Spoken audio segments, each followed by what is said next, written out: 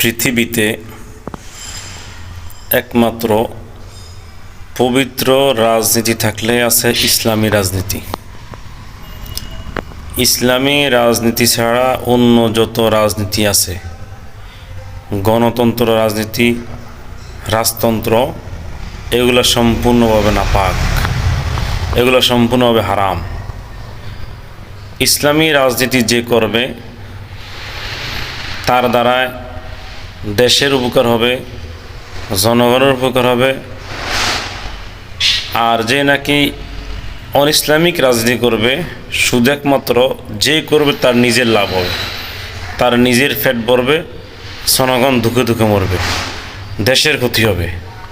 তো এই কারণে বলি যে পৃথিবীতে একমাত্র ইসলামী রাজনীতি ছাড়া অন্য যত রাজনীতি আছে একেবারেই নাপাক, একেবারেই নাপাক। কারণ অন্য রাজনীতিতে মারামারি, হানাহানি, চুরি ডাকাতি, নারী দর্শন, মদ, এগুলো সব আছে। ইসলামী রাজনীতির ভিতরে কোনো এগুলো নাই, কিছুই নেই।